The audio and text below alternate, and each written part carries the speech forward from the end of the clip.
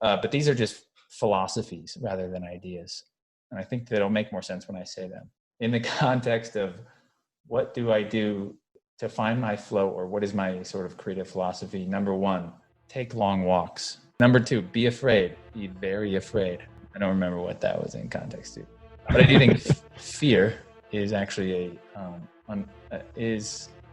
can be a driving force. And it's treat every day like it's insanity. That is a reference from Jeremy Lin when he was on the New York Knicks. And for 2 weeks, he was the best basketball player in the world. And that when you have something good going, ride it out because it's not going to last. And also find inspiration. Like what is out there that you're liking, that you're like, dang, that's awesome. And I want to be that, whatever side of it is, I want to do that. Yeah. It's kind of like with this, we're like, Jake, at the end of these 10 episodes, the three of us won't be who we were when we started. It'll be totally different. Yeah. Maybe I'll be a Ryan too. Oh. Exactly. Or a Holdeman.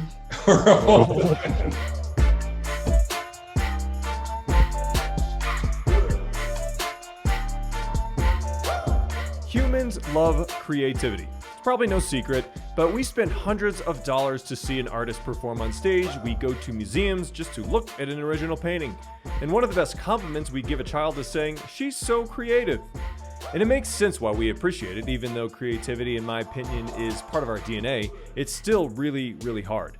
I've played the piano, for example, for most of my life, and after years of trying to write songs, I've maybe produced one that wasn't terrible. It's because being creative is really, really hard. To do it consistently for your job is even more difficult. This is the Interesting Lives of Normal People, and this episode is all about creativity as we talk with Andy and Elly Holdeman. Andy writes actual TV commercials, and Elly is an art director for Airbnb, though she did have a different employer at the time of this recording. They're married, and if the last name sounds familiar, it's because they are brother and sister-in-law to our own Ryan Holdeman. In this conversation, we pick the brains of two creatives. We talk about their approaches to being creative, where and how they draw creative inspiration, what they do when they're stuck. We talk about their creative philosophies, and it's also just interesting to see how two people that are married with similar jobs operate very differently. We also close with some advice about what to do with this very podcast. Just a heads up that we did have some audio issues with the audio in this recording. All right, let's get to it. All right, everyone, welcome to the podcast that doesn't have a name. Jake's show. Not Jake's show, but I guess it's in the running. It's the only option right now. But in this podcast, we are looking at really approaching this podcast with a point of view of like, how do you actually create a podcast? How do you create a passion project that makes a difference in the world around you? And we're deciding through me and my two friends, Ryan Finley and Ryan Holdeman, hosting this podcast, trying to really figure out how do you create a good podcast that actually makes a difference. And so that's what we're actually attempting to do with this podcast, is learn how to make a podcast. And this week, or this episode, we are talking with two other Holdemans, Andy Holdeman and Elly Holdeman. There is a relation, I think, to Ryan Holdeman. Okay. Brother and sister-in-law. And they are creatives. Ryan picked the same first name. We picked the same last name. Two Ryans, multiple Holdemans. And I'll have them describe what they do. But first of all, welcome, Elly, Andy. Thank you for joining us and giving us some time to chat with you and pick your brains on. You are two creatives, but maybe you could describe a little bit more about what you actually do. Yeah. Why don't you go first, Andy? Okay, since I spoke up. I like the prompt of what do you actually do?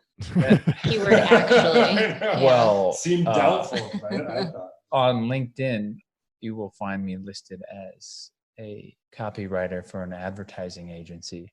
But what I actually do is mostly poke around the internet. What do you mean by that? So you're a copywriter for a creative agency, but like on a day-to-day basis, what is your job? What is your role? What do you produce for the agency? So I think day to day, how about I answer that project by project? I think that is a better way for me to answer anyway. So what I do is the end result is an ad.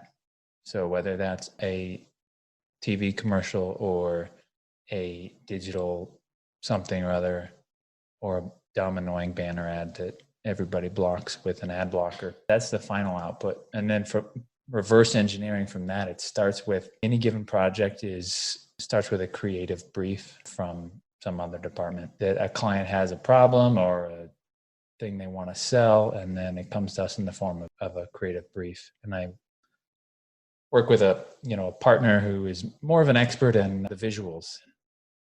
And I guess my expertise is words, although I feel like copywriter is a misnomer in the industry. It's not just about words, but we start with a brief and then we concept. So the phases are you concept big ideas to solve the brief. And from there, you go through tons of concepts. You present those concepts to a client. And then from those big ideas that a client likes, you express them in different media. So a script for a TV commercial or a headline for a print ad, even though I don't think I've even ever made a real print ad, a dead medium. You do all these, you try to express the big idea in as many ways as possible, and then you produce them by working with various people like a director or some other production partner. I do have some follow-up questions just about copywriting, because in my position, just what I've realized is that a lot of people don't recognize the writing.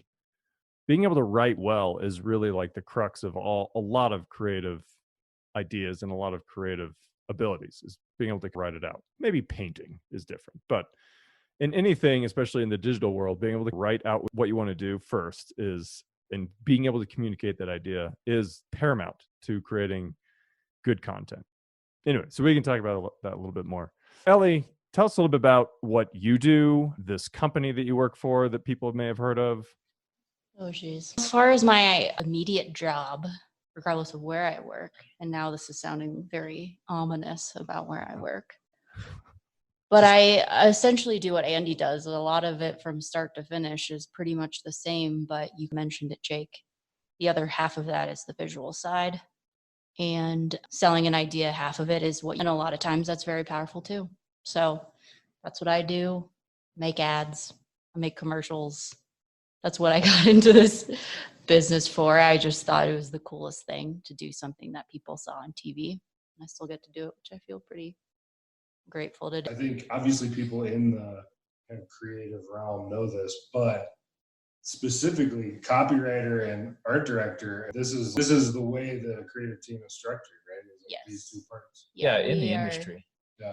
Incomplete without each other, Yeah. I would say, although many claim that they could do it on their own or they could handle both sides. But I think it's a nice complement, an interesting structure. If you could, a lot of people don't really consider themselves lucky enough to have somebody to work with and to bounce ideas off of and stuff. I think that is a cool part of the business and how it's structured. Do you need 3 question askers? Because that's what we do on this Yeah. podcast. Sorry. Okay. You're great. I'm not lucky enough to have another partner in the mix. So I don't know if we made it clear or not, but are you two married? Yes. Okay. We're life partners, but not not work yes. partners. Right. Would we ever be work partners is another discussion. Who does the art directing in your real lives? That would be me. That makes sense. You gotta take some time off in the evenings. Okay, but I should probably say I do work for Facebook. I work on a device that Facebook makes, which is a video calling device. Regardless of that, it's basically the same. I just sell something that people buy and I make ads for it. That's cool. Yeah. I can't wait to hear more about how. She's also a painter. Oh, I hope my comment wasn't offensive. No, I felt like know. it was, it was serendipitous. I was flattered. I also think technically complimented painting you dog art direction, I think, but not painting. Well, like if somebody's just painting a painting, they're usually not going to write a paragraph about what they're going to paint. Maybe. I would be surprised if people do, but I would also be fascinating. Correct me if I'm wrong. All ideas are 100% dependent on the copywriter except painting. And then that was a great lead in where Elly's like, So the part that you just said is irrelevant. So what do you do? I'm a painter. Oh, crap. Great. So one of the first questions I wanted to ask to open up the kind of conversation is, How do you get into your flow? And that seems to be like something that I've heard, that a term I've heard a lot lately, and maybe you have too, but to get in the right headspace. I walk away from it first. Walk away physically. Yeah, I just like to give it some time, but that's usually because a problem has presented itself to me, and I like need a second to just be like, whoa, I need to digest that and do something completely different just to get my mind out of it. Because I feel like every time I'm briefed on something, which is what Andy touched on, I feel like I'm like, I gotta make this perfect, and I want to kill this, and I want to do really well, and I want to do all these things. And then if I walk away, I feel like I let that tension out and I can focus a little better after that. So it's like input the creative brief, input the problem, and then let your subconscious start working on it essentially. Yeah. Before you Yeah. do it consciously. Okay. So there's got to be a problem. It's not just walk away and let a problem emerge. Yeah. Okay. Yeah, I think so. But if you guys this is more about a passion project, I feel like that's a little different too. Well, you know? the problem is Jake's incredibly unhappy with his entire life. Oh. Solve it with a good podcast. Entire. Just kidding. In episode 1, we covered that wasn't true. Oh, Go back and listen if you haven't listened to episode 1 yet. You're right out, Jake. I'm miserable. Can I add a tidbit about what Elly just said? Yep. So actually there's education research about how like where breakthroughs come from in terms of like intellectually, whether that's like solving a mathematical proof that you've had a hard time with or coming up with creative ideas. The idea that you would concentrate on a problem and then walk away from it. It's been shown to be so effective that it's a suggested method for studying. If you're in college and you're studying for finals, think hard, study hard, and then literally just walk away from it. And I'm not a neuroscientist yet, so I don't know why exactly that helps you, why that helps the brain, but it has been shown to work. And in fact, I was just reading an article the other day from The Atlantic, I think, about a guy, a professor at Dartmouth, who basically solves all of his proofs and like hard problems by like really thinking hard about it for 20-30 minutes and then going for a run and then coming back. So interesting that there's the parallels there. Explains why I did so bad in college. You studied too much. Come on. Never took breaks. I do think flow is a white whale for creatives that they are always chasing, especially in a professional industry with very limiting factors like deadlines and annoying people around you. And it's hard to find flow in the sense where ideas are just raining down. But I think you have to be extremely disciplined in a professional setting to generate ideas and quickly. But what I do, if I get a brief or something, the first thing is to purge all of the existing thoughts I have about it, pre-existing feelings or whatever, or because I think I have a lifetime of inputs that influence the output. So you have to truly be creative and come up with a new idea, which any idea is debatable. I think I've heard before there are a total of 60 original ideas that just get recycled over and over again. I don't know if that's true. I couldn't even name what one of the 60 are. But ninjas. One of them's ninjas. Ninjas. That is not depressing at all. As someone who is asked to come up with new ideas all the time. Rotate through the list. Yeah, it is. Yeah, but there are layers of pre-existing influences you have to purge first to really to cut to the bone of what is, because what I guess an idea is, and I just did air quotes, an idea is a human truth. It's based on human truth. So you have to cut through all the BS to get to the truth of whatever you're trying to express. And maybe this is a good segue. So before this podcast started recording, I remembered a series of things I wrote in an iPad. And it's embarrassing, but I was trying to come up with a better LinkedIn summary other than the straightforward I am this and I do this for this. But there's also the other end of the spectrum is the really annoying too cute thing where it's people are trying to be too funny or clever. So I was trying to think of from an advertising creative perspective, what is my creative philosophy, which I think relates to more creative process. As I look at what I wrote down, they're more probably process oriented. And I have 11 things that I could read. Some are more embarrassing than others. Read them. Is that part of the 60 ideas? No, no. Oh. It is not. There's 71. So the biggest thing is abstract, and might not even be accurate. It's just a thing that I heard that I repeated on this podcast. But these are just philosophies rather than ideas. And I think that it'll make more sense when I say them. So like in the context of what do I do to find my flow, or what is my sort of creative philosophy? Number one, take long walks, which I do think relates to Elly's answer and Finn's reaction. Number two, be afraid. Be very afraid. Oh. I don't remember what that was in context to. But I do think fear can be a driving force. All creatives are insecure and afraid in a lot of ways of being exposed or waiting for the other shoe to drop. The most insecure people. Being exposed to being like a phony. Yeah. Being an uncreative, boring, unoriginal thinker. So It's you always also have that fear is a motivating factor to not be that. The frequency at which you have to present things, put yourself out there, and immediately get feedback. And a lot of times, obviously, there's a number of ways or reasons or things that you hear back. It's business. It's this person, this CMO doesn't like this or whatever. It always feels personal. And I think that's constantly takes a toll on and you. you have to listen to feedback about your creative idea from people that aren't in the business of being creative. Right? Yeah. So it's a little bit like, one thing that I felt many times is that I'm always worried that some people are going to figure out that my job is not hard and that making video you could learn in a weekend or whatever. Like hosting a podcast is not that hard. It's super duper easy. Well, I do think that thinking of ideas is not hard, but it's all the criticisms and all that go with it. It's hard. And I would imagine just trying to talk people into your ideas when you like them to speak for themselves. This is a great idea, right? It's obvious.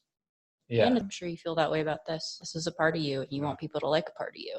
Has Jake's name on the title for it doesn't. Jake Show. Train, do you think the insecurity issue is what leads to a lot of creatives just like writing people off as idiots? Like it's their safety mechanism of being like, you don't get my art. I'm not saying you guys, but that's like a thing that creatives are known for. Yeah, I think there are a lot of idiots out there. It's probably in a lot of ways a defense mechanism, like when we present ideas to a client. And no matter how poorly they communicate or however nice or not nice they are about it, they have a lot of other things to answer for that we never know about or experience. But it's easier, rather than understanding their perspective, it's easier to just be like, they're dumb, they don't get it, and too bad for them.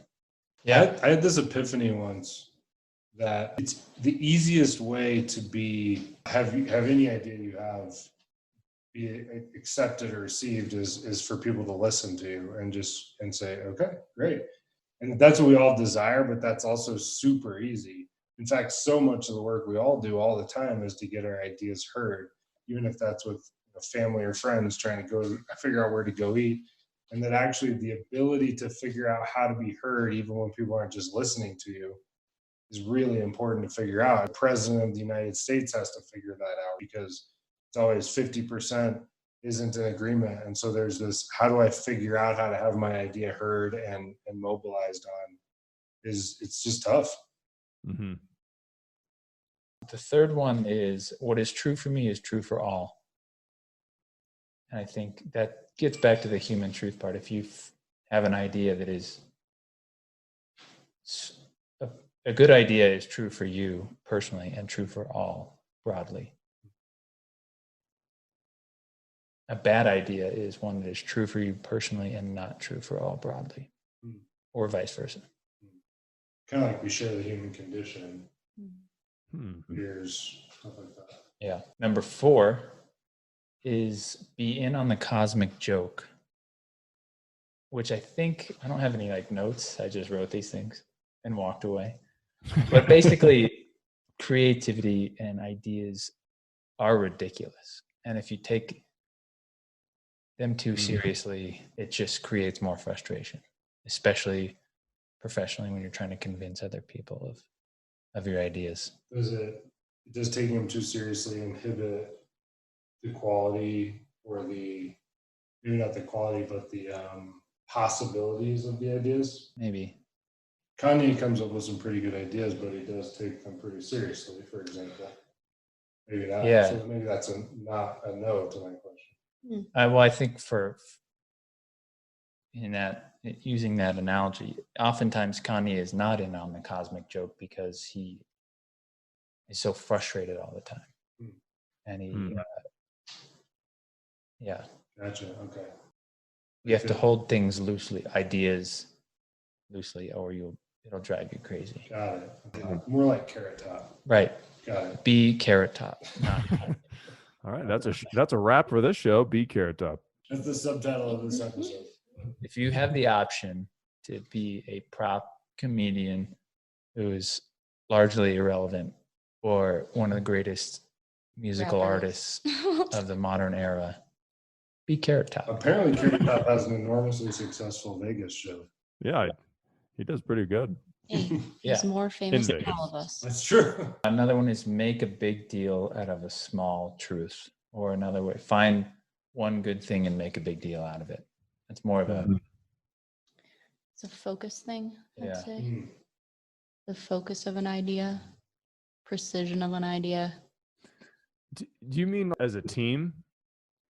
Like if you find something good to like broadcast that to the entire team, or No, I think in what do you terms mean? of it's probably more of an advertising specific thing, but thinking about a product or a service, what is the one thing you want to talk about? Which is extremely difficult to get everyone to agree on because everybody thinks differently. But trying to think of a good example from an advertising perspective. Let's use Facebook. What's the best thing about Facebook? They've actually struggled with that. And I think that's been their I think downfall of who they are in the public eye. Take this back next time. Yeah, I The will. poke feature, Oh, yeah. obviously. The poke. Yeah. I do think they probably own newsfeed. Yeah. The idea of a feed. But now they've obviously are being overzealous in every arm of technology and wanting to be the king of every part of technology. But really, our phones are essentially a bunch of newsfeed applications in a way, and Facebook was like really the first newsfeed. The next one is surprise yourself. And I think the point of that one is when you stumble upon an idea that surprises you, or I guess tickles yourself, that's usually, you're probably onto something, especially when you have to generate ideas a lot in a job or whatever. You're constantly coming up with ideas. So you're recycling different ideas or going through the same thought patterns. You create your own grooves. And then when your brain ventures outside that groove, you can feel it. And that when you feel that, you have to keep pursuing it. Yeah, you're like, ooh, this is different and fun. Yeah, Been here before. That's how. So you're saying that we should call this Jake's show, because every time I say it, and Jake gets exasperated, I get a little surprised. You feel tickled. Myself. Yeah, I feel tickled. Great. So I think We're we're onto onto something. something. Jake is rubbing his eyebrows in a very. Nobody will subscribe to Jake's show. Maybe Jake's show. Jake, I'm clearly on to something. We just heard it. I guess they're the experts. I can't argue. Go on. Okay. The next one is underthink. It's very easy to overthink ideas, especially when you have personally attached to them. So I think that goes with your, what was the one a couple months ago? make a big deal out of a small thing. Yeah. Yeah, I feel like in grad school, when this was still concepting was a new thing, I used to think it was necessary to put in hours and hours of thinking and fill up notebooks of ideas. I couldn't come up with a good idea unless I had filled up all these just pages and pages of dumb ideas. And then I'd end up with this like really convoluted, very confusing idea that I had to spend minutes explaining to a professor about, which I found is the exact opposite of what you should do. If you have to think that hard, then everybody else has to think that hard. You're going to lose people. So underthink. I will repeat that one Underthink. after that tangent. This next one is weird and time specific to the very brief moment in time many years ago. And it's treat every day like it's Linsanity. That is a reference from Jeremy Lin when he was on the New York Knicks. And for 2 weeks, he was the best basketball player in the world. And everyone was super hype. And he was this guy from Harvard who was undrafted and went onto the biggest stage, Madison Square Garden, in basketball and just dominated. And then as quickly as it came, it faded away. And now he's basically, in the last 7 years, been a role player on a ton of different teams. Yeah, he got a ring. He does have a ring with the Raptors. But I think the point here is enthusiasm. And that when you have something good going, ride it out because it's not going to last. Yeah. And also I think from things I've read about Linsanity, part of it was he was like sleeping on his teammate's couch. He wasn't doubting himself. He was just kind of like doing the thing. And it was almost like the moment there was space to step back and be like, wait a minute, I'm not good enough to be the best basketball player in the world. That's when it ended. Just don't be constantly trying to check reality. If something's going well, don't be like, oh, Murphy's Law. Something's going to go wrong. Yeah. And that brief moments often stand the test of time. So one good idea or whatever many years ago lasts longer in people's minds than some other non-Jeremy Lin basketball player career. Like Flo from Progressive. That's a bad example because that has lasted a very long time, very successfully. But more the general from the General Auto Insurance. That guy has staying power. Was that the full list? No, I have one more actually. Okay. And it's the worst one, the corniest one. And it's to the victor go the toils. Which basically means success makes everything harder. You have to work, you do something well or have a great idea. You're only as good as your last idea, basically. Elly, is there anything you would add to that list? I really like that list. That's actually cool. That I don't know if you created it for this discussion or not, but the fact that you just kind of had LinkedIn summary. Oh, that's right, the LinkedIn summary. The fact that you just kind of had that was great because I also feel like my LinkedIn summary and Twitter description is obnoxious. Maybe you could help me. Yeah, I don't think any of these are actually in my LinkedIn summary, to be honest, but it was a good exercise. Yeah. Elly, anything to add to that list? Just pictures. Painted pictures. One of my ideas is, where do you consistently get inspiration from?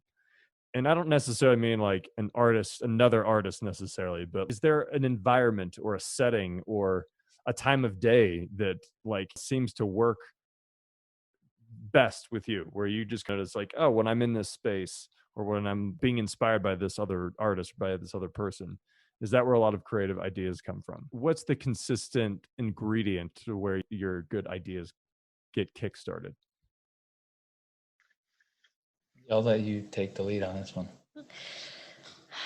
I don't know if you're going to answer. Zero consistency. Like it changes all the time and it depends on what I'm working on. And maybe Andy touched on this, but I feel like you're just constantly searching for that thing that's going to spark something in you. So sometimes it's like watching a documentary that's related to the thing or taking a walk or waking up super early, drinking a whole cup of coffee and trying to think about it, or I don't know. It's very inconsistent, which is very frustrating.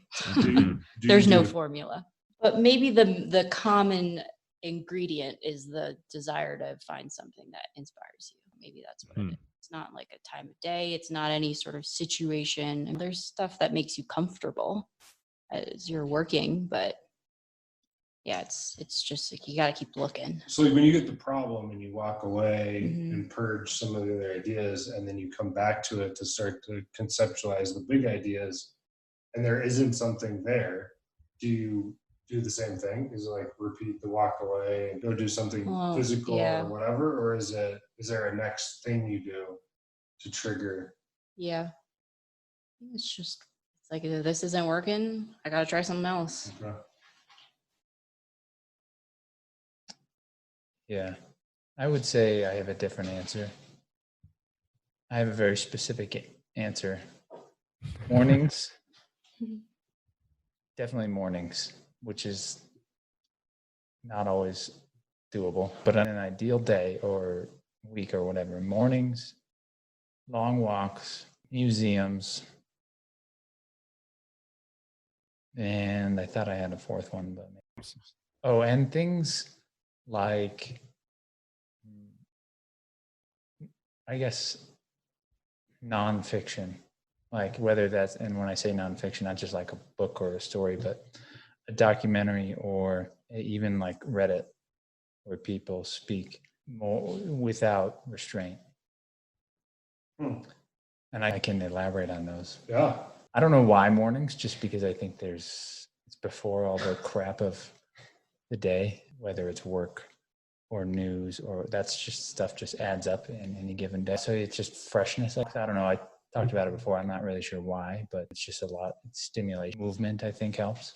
Museums, not because it doesn't have to be, it's not art or whatever. It's not a specific type of museum or a specific artist. It's just a space that is dedicated to whether it's ideas or contemplation, important things. Yeah, it's sort of like a safe space, a physical safe space that anyone is invited to go into for $0 to $30.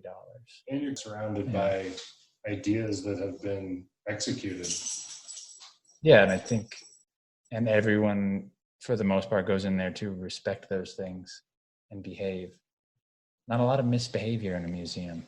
Apparently when selfie sticks first came along, there was a lot of issues with them ruining paintings. But other than that, like ruining the actual physicalness of the painting. There was a girl who was taking a selfie next to a bunch of sculptures, and they were lined up in a row.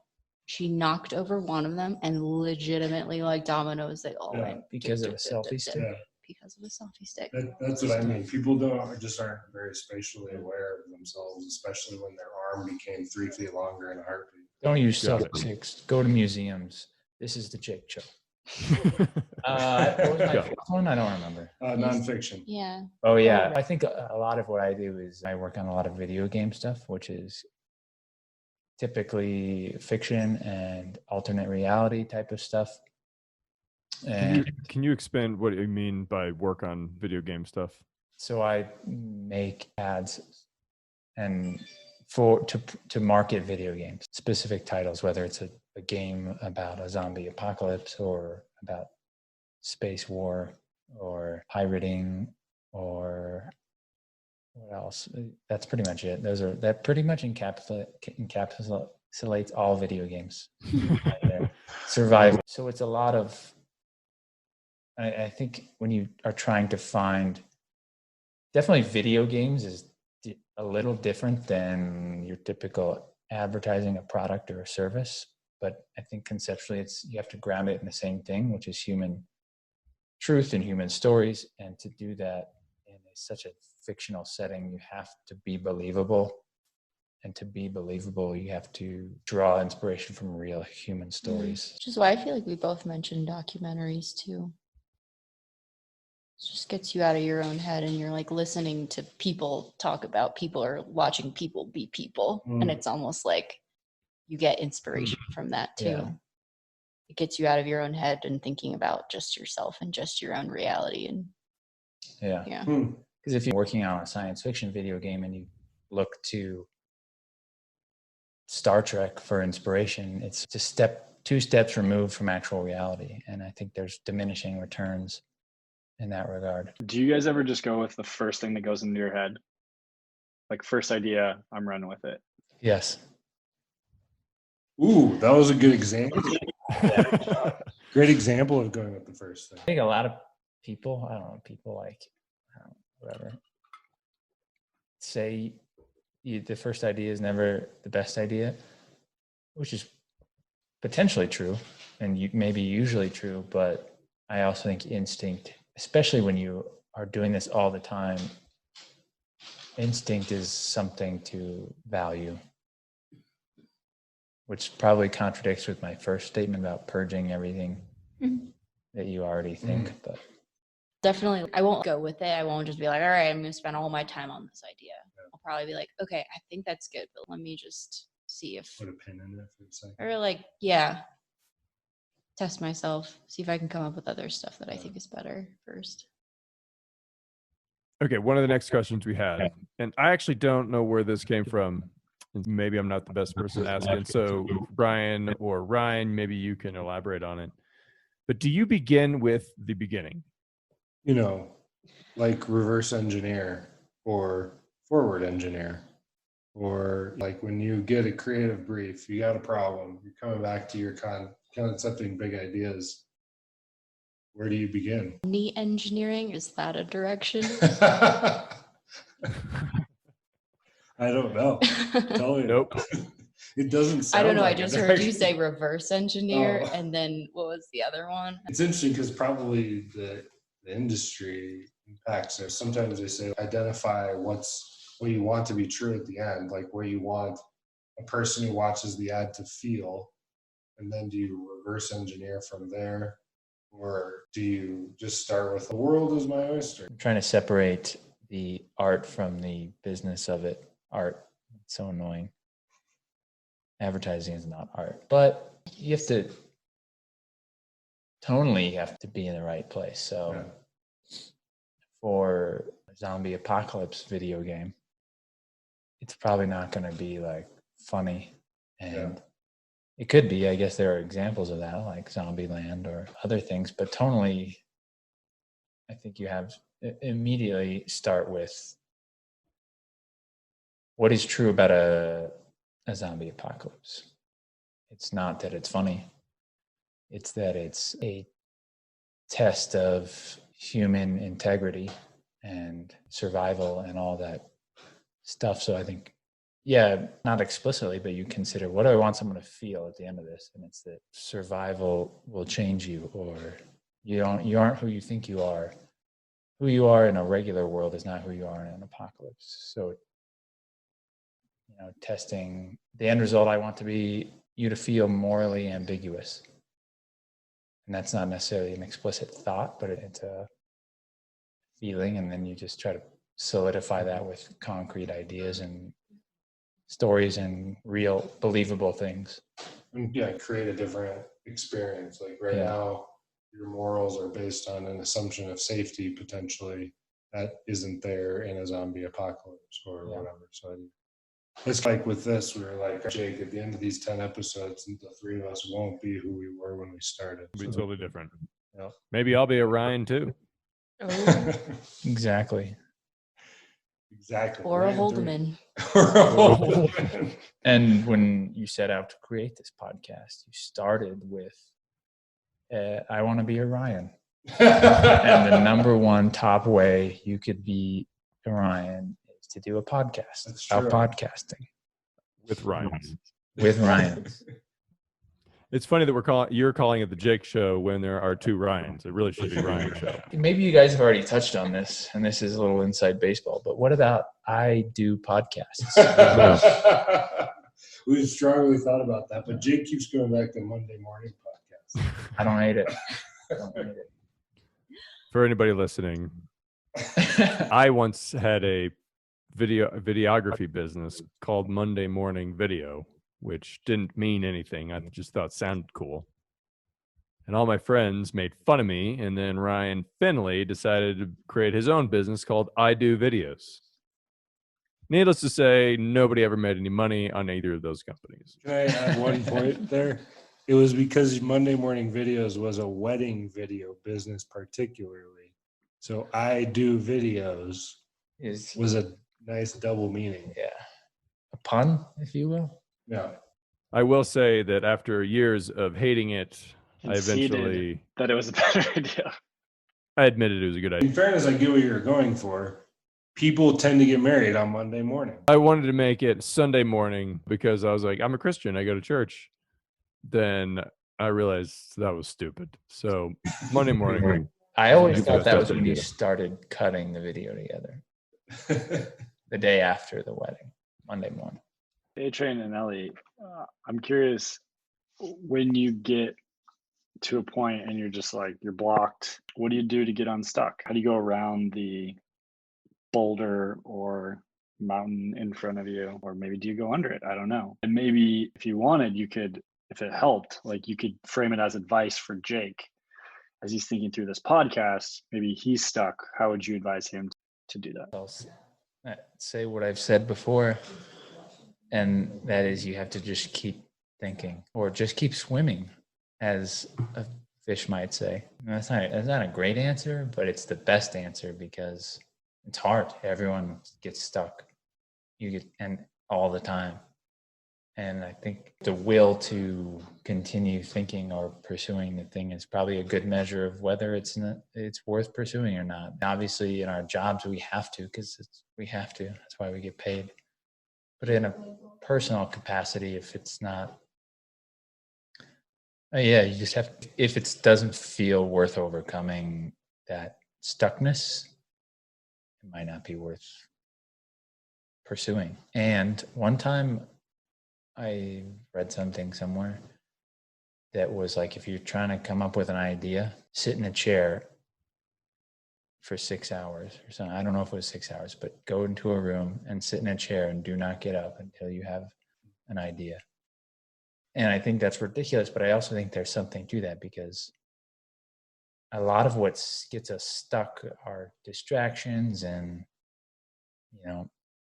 life and a bunch of other things. So I think the idea of sitting in a chair is distraction, forcing yourself to avoid all distractions and simply think isolated about what it is you're trying to do or what ideas you're trying to come up with. I read, I don't know if it was in an article or something, but it really stuck with me. Not too long ago, I read that one of the problems and why a lot of people aren't as creative as they once were, or is because we don't allow ourselves to be bored ever.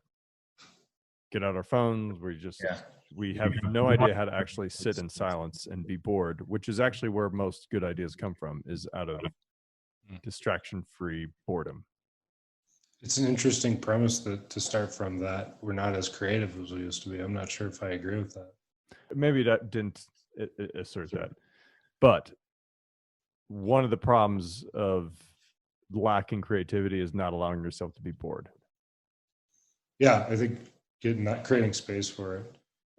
I'm curious if you have a thought on. I feel like I have a counterpoint to this. Oh, Go on. For me, it's a little bit more about, I think I mentioned this earlier, inspiration. And if you don't know, if you feel stuck, you don't know what you want. I feel like I always ask myself, if I don't have any good solutions that I think are good, then I'm like, what do I want to do in this scenario? If I don't know what I want to do, then I haven't been inspired, or I haven't seen somebody do that thing, or I haven't been jealous of somebody or something that they made or something that they did. And to me, that feels like is where I get stuck, is where I'm like, what can this possibly be? Or what could this possibly look like? If you don't have an idea of that, you haven't seen it, then you should probably go find it.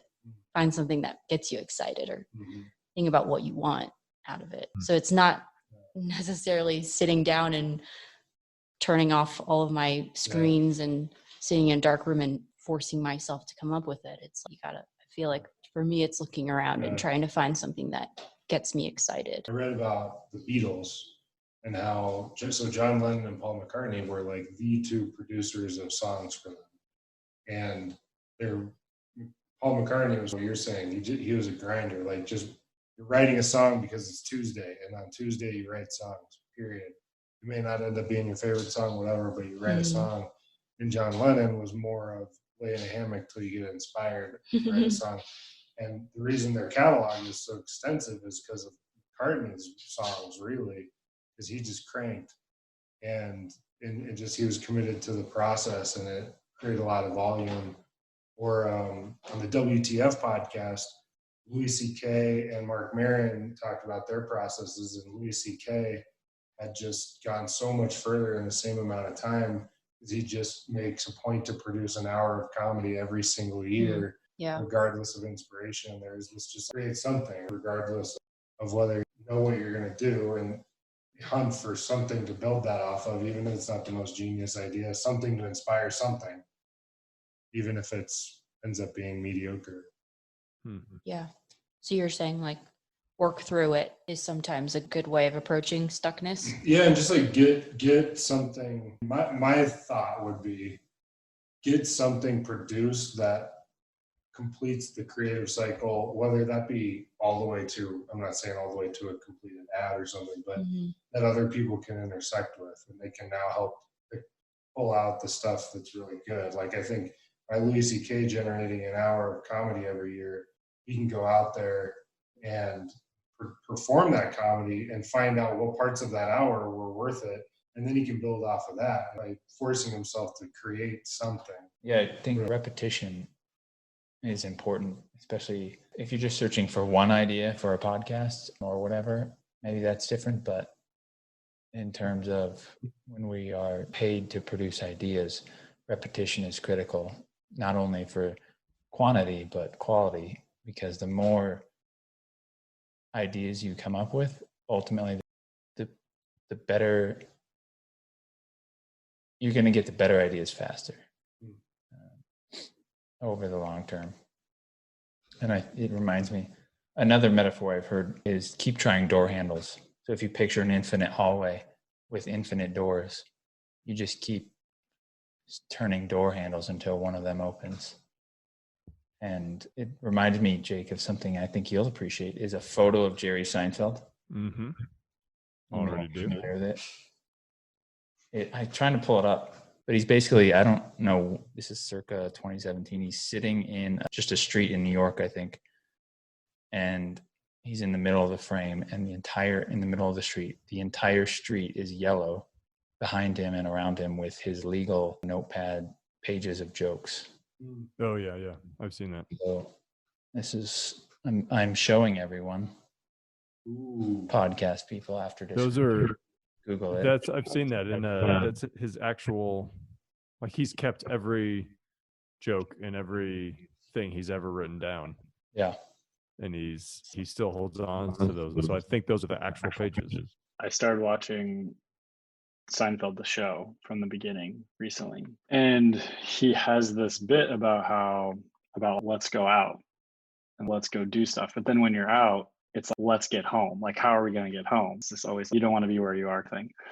So this is very early. This is like 1990 probably that he's doing this bit. And you know how he does the like little starter bit at the beginning of the show and then the end bit. So he does this, and it's short. It's like whatever, 20 seconds, 30 seconds.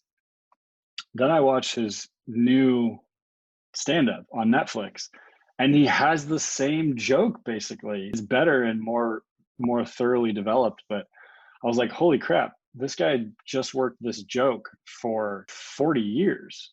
Not 40. Yeah, 30, 40 years. I don't know how long. 30 years at least. And I was like, what are the ethics of such a thing? But whatever, it's his joke. He can do what he wants. But it was very interesting. Like he probably has been on like a couple of yellow pads, just like working the nuance of that joke for a really long time. Yeah. What matters to me is that I laugh, not that I laugh at only new jokes. Only new jokes. Mm-hmm. That is the only thing that's funny. For a second, I thought you said nude jokes. No jokes about clothed things, that's for sure. Nude jokes. Boring. Yeah. I think there's really what we need to get to by the end of these 10 episodes, and here we are in episode, I'm not going to say it because we don't know the order, in episode number, Jake, you can go back and edit in the number right here. Press pause. All right, great. But we got to land an idea for Jake. You're going through the creative process earlier. You're talking about how you present the ideas to the client and they help land the final thing. But I'm curious, like, what advice, as we try to zero in on what Jake's show volume 2 will look like? I'd say, I don't know, just talk to as many people as you can. When we come up with an idea, like I feel like we can float it amongst our friends. It's like, well, I have this campaign. What's the campaign? And you have to do a little pitch. And that's when you find out how good it is. I don't know. I don't do that. I'm the opposite, probably. I don't want anyone to know anything that I'm working on. And I don't know why, but it reminds me of Stephen King has this book called On Writing. But he talks about how he won't let, using the room as a metaphor, imagine Stephen King writing in a room by himself. He won't let anyone in the room, AKA read his manuscript or whatever, until feels like it's finished. Yeah. You're getting this perspective of, you're seeing the two sides of how our brains are wired, which is quite interesting. You know? What I do think is interesting and also really unique about podcasts and very cool about podcasts is that we don't even necessarily have to know exactly what we're trying to do. We've outlined it already. Like, this is like a passion project, and like, how do you create passion projects? But again, like, and that's like maybe the first 10 episodes is like, hey, how do you develop a podcast? How do you develop your own passion project? And different perspectives on this. But at the end of the day, we do want to have an idea, as Ryan is suggesting, like, how do you like land something and move forward? But the cool thing about podcasts is that you can just start making them and it can develop over time. And I like the idea of just like interviewing as many people, talking to as many people as possible. And I'm hoping through that, we'll start narrowing in on, all right, this is our niche. This is actually what we want to focus on and, like, take to market, so to speak. What sorts of podcast ideas do you have?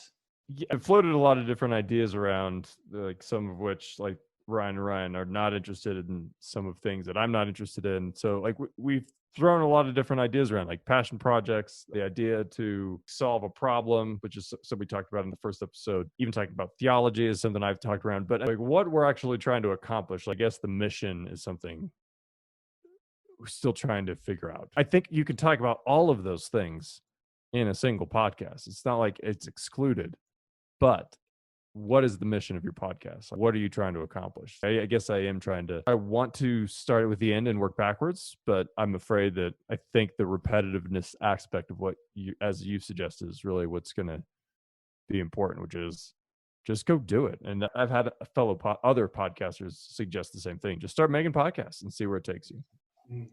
And also find inspiration. Like what is out there that you're liking, that you're like, dang, that's awesome. And I want to be that, whatever side of it is, I want to do that. When you were talking earlier about inspiration, I was thinking about how I have a list of people that I just like what they're up to, whether it be, like, I like what Ryan Reynolds is up to. He's charming and movie star, but he's also just sarcastic about exactly what he is at the same time. And I just appreciate that self-awareness, right? So it's like the self-awareness of Ryan Reynolds is a thing that I like. And I think I'd say the same of like a LeBron James. I just like that sort of awareness of there's something bigger than even what I fulfill the role of. And I keep this list of people, check some of the things I actually care about. It's a way to see about being, and it's a way to see that elsewhere, and that kind of inspiration. Listen, I think that's a good idea. Is like, what are the characteristics of podcasts that you like? Even if they don't end up being the exact format, there can be components of that that create a new idea or a new type of podcast from somewhere that there isn't one. Yeah. Or it doesn't even have to be a podcast that's interesting to you too. Could be a podcast. Could be a podcast. We got could on be this a pet podcast. cast. I do think it's ultimately okay and good to be specific and to appeal to things you enjoy. Like, instead of a podcast about theology, it's a podcast about theology through the lens of Seinfeld or things like that. Yeah. And to that point, if you're not enjoying it, then why do it? Yeah. Yeah, totally. Yeah. Piano and salsa dancing, My favorite things. And graham crackers. That's actually one of my new graham favorite crackers things. and capri pants, Shamu and Darth Vader. Shamu and Darth Vader. You know, in 2002, 2004, I said, capri pants, they're coming. And they never came. Man capris. I don't know. Some people wore them. There's a metaphor in there. Man capris are a sign of They're something. still coming. I But call I that- got rid of all I mine. call that laying down. That's trying a door handle right there. Wouldn't you Yeah. say? Yeah. It didn't open. You It moved was out. locked. I don't know. It's opening for me. So man, linen pants didn't open. It did open for you, Jake. It just didn't open for everyone. Yeah, nobody else followed me through the door. Like joggers without socks Yeah. are a thing these days, which is not all that far from capris. It's That's a true. good point. It's a good point. Ryan Holden, I hope you're listening. He is. He's right here with headphones on. Yeah, well, I have this one out my ear though, so I can only half hear. Oh, right. All right. Andy, Elly, thank you so much for chatting. And this has been, again, one thing I keep saying just into friends and families. The cool thing about this is that no matter where this podcast goes, the fact that I just have like intentional conversations with people I really love and care about is like really valuable, and it just forces you to have much more critical and thoughtful conversations than we normally would have. So thank you. Thank you for chatting with us. Yeah. oh, jinx. I'm gonna play us out here because Jake hates. Is there a it when I do catchphase that. we say at the end? Oh yeah, Jake show. Oh, that's Jake. Jake. That's the name of the show. Get out of here. See ya. Play the music. Okay, is that it? Play the music. With disgust. Thanks for listening to The Interesting Lives of Normal People. If you liked what you heard, we'd really appreciate giving us a review and rating on Apple Podcasts and telling your friends. It really helps new people find us. Thanks again to Andy and Elly for chatting with us, and also thanks to Huga for letting us use her music in this episode. You can find more of her music on SoundCloud.